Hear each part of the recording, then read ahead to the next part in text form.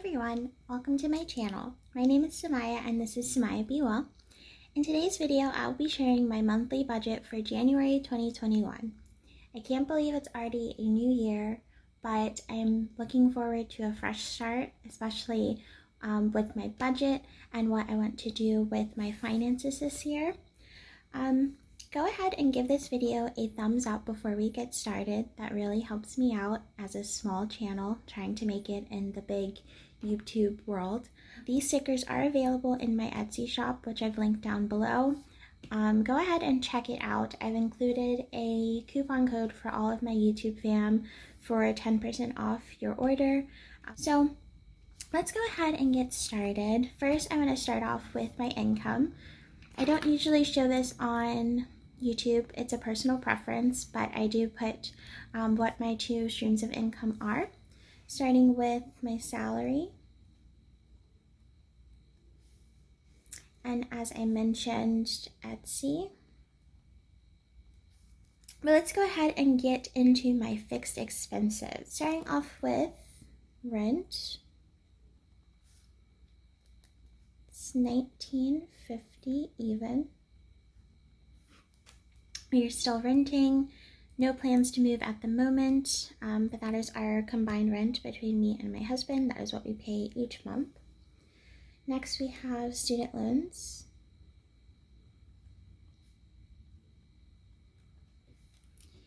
And as of right now, my student loans aren't due in January, but I'm gonna go ahead and write it anyway. With the COVID relief, I haven't been paying my student loans every month. I've been saving the money, but I need to get back into the mindset that this is going to be a reoccurring fixed expense very soon. I think at the end of January, that's when the payments get back in, so I won't have to make a payment until February, but I'm gonna start putting it back on my planner as a regular fixed expense this month. And just get prepared because it's coming. Next, moving on to my car payment.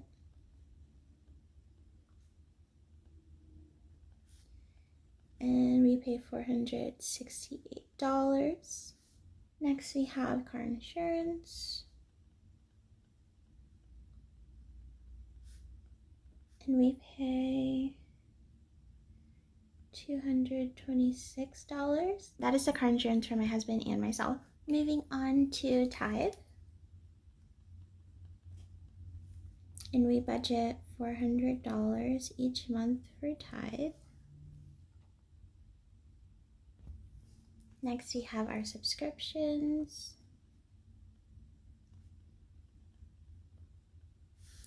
And we currently have $179 in subscriptions.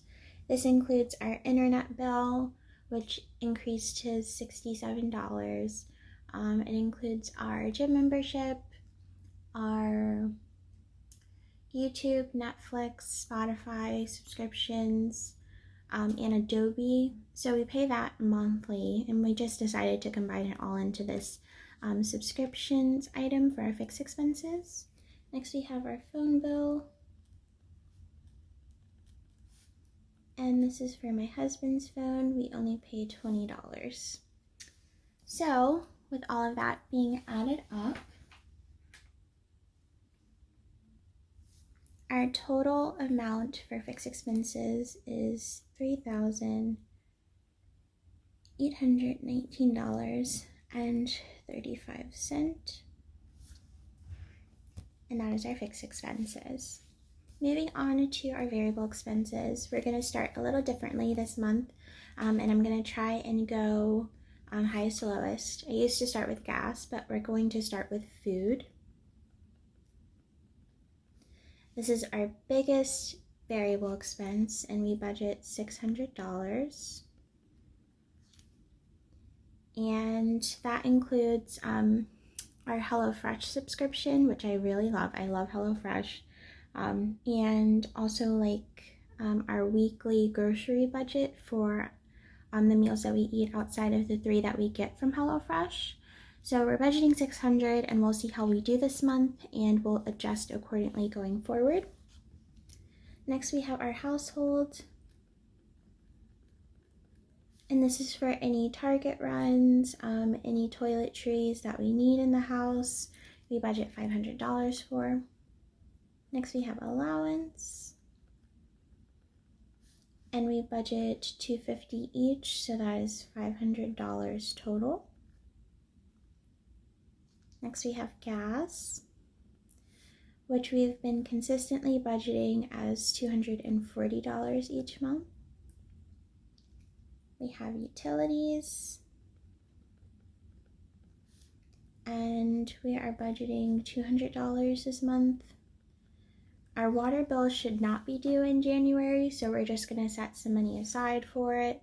But our utilities, as far as electric, should be due around the 18th of this month, so I think about $160 is going towards electric, and then the other $40 we're going to set aside for our water bill, which should be coming up in February, March time. Next we have Mochi, which is our pug puppy, and we are budgeting $120 for him. I think we only need to buy him some food and maybe some more puppy pads this month, but he's pretty taken care of for everything else. We might have a vet visit in there, so that might come out of a sinking fund, I'm not sure, but we're gonna set aside $120 and see how much is left over, and that'll help me budget next month for how much Mochi should be each month. Next we have events, and my sister's birthday is in the beginning of January, and there are also some other family functions that we usually would do in January. I don't know if it's going to happen with the pandemic, but I went ahead and budget for it anyway, and we're going to budget $120 for events in January. And lastly, we have the ring. So this is the annual subscription that my husband just told me about yesterday. We're gonna go ahead and do it. It's $100 a year, and pretty much it allows us to record the activity on our ring system. It's just like a monthly service fee. We already have all the ring stuff, but we can only see it in like real time. So we wanted to get the monthly subscription because it'll allow us to record everything. We can go back and look at anything that was recorded on the ring. So we think that's really important because the neighborhood that we're living in, there seems to be an increase in crime, and we want to just make sure that our family is protected. So this is a new variable expense. I didn't include it in my fixed expenses yet, because this will most likely be like a sinking fund going forward. So I will just be saving it towards our annual subscription sinking fund. But for now, this is an expense that we have to pay January 1st. So I added it to my variable expenses, and that's it for variable expenses on my categories.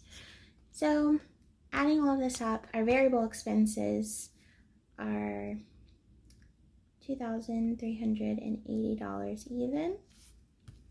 Next, we're going to go down to my summary section, whereas I put to my income, fixed, and variable expenses and just add everything up.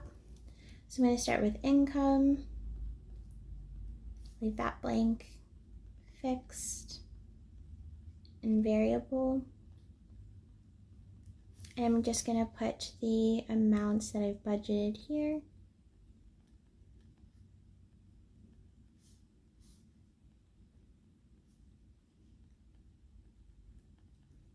So this is important for me when I add my income off camera and tally this up. I'll see how much money I should have remaining as a balance based on my budget this month.